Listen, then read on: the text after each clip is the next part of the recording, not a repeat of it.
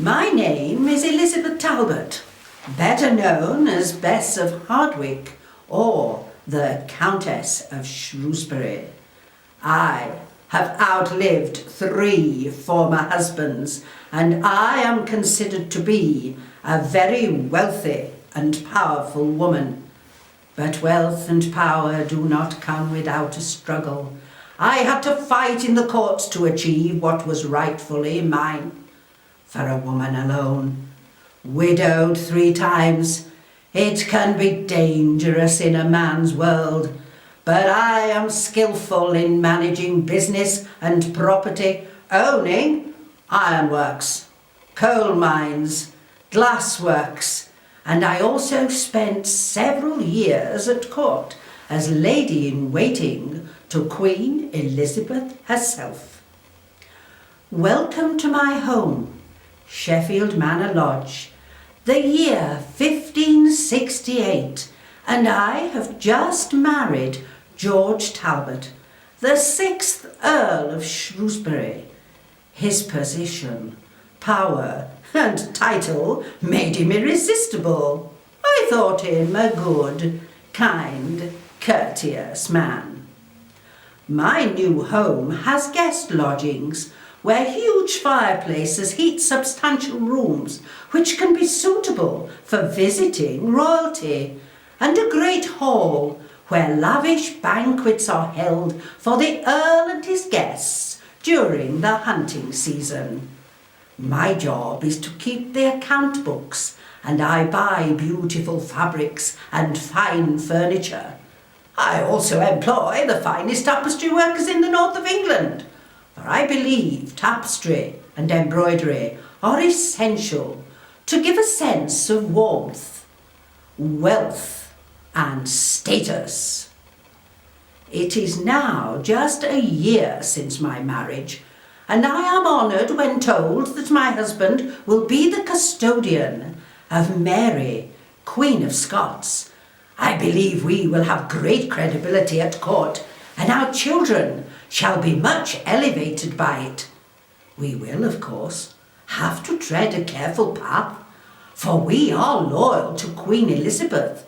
But if she were to die, then Mary could become Queen of England.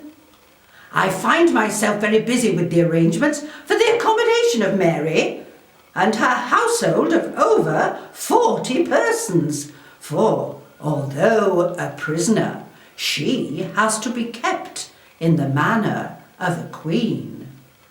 Mary and I are very courteous with each other as we walk together in the long gallery and discover a great fondness for embroidery and spend many hours working together on intricate designs. I find the next year is very perilous.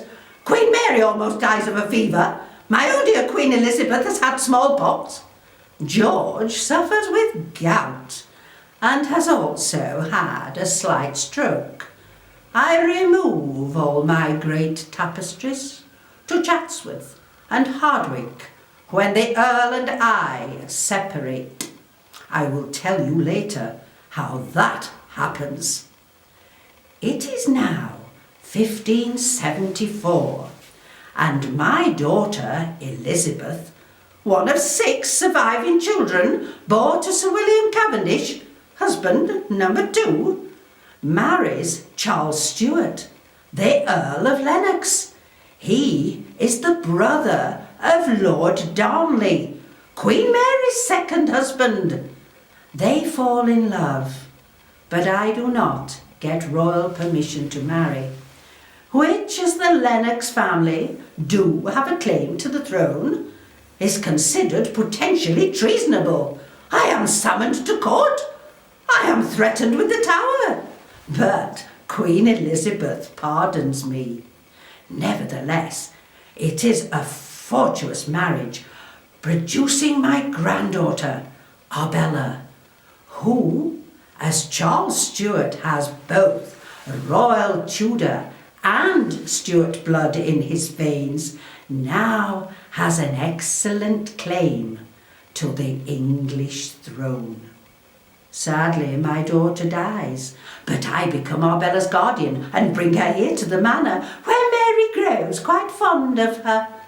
But Mary's attitude changes when she finds out about my plans for Arbella to inherit the throne of England. I decide to leave the manor, take the children to Chatsworth, and then to build a great new hall at Hardwick as a home fit for a future queen. Many people call me ambitious. It is all for the children. It is my duty to ensure that the children and grandchildren are well placed in noble society. George, of course, cannot leave with us, for he must always be at the manor with Mary, who is forever plotting to escape and smuggle out letters. He is jealous that I have left and has withheld my marriage allowance, but he is still receiving all the rents from the lands and property I brought to him as a wife. I begin not to trust Queen Mary.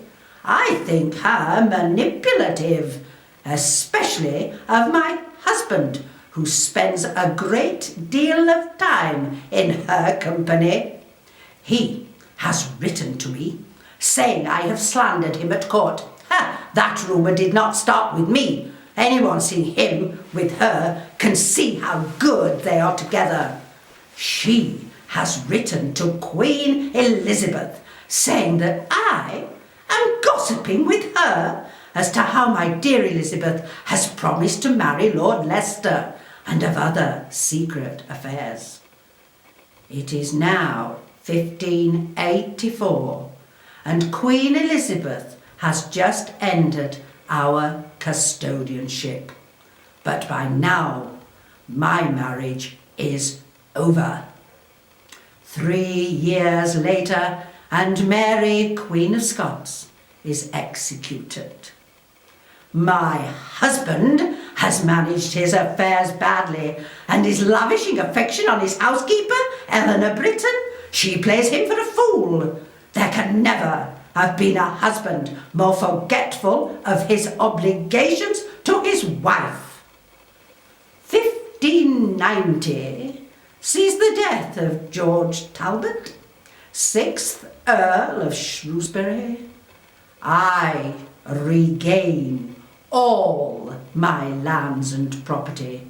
I, Bess of Hardwick, am now the richest woman in England after the Queen.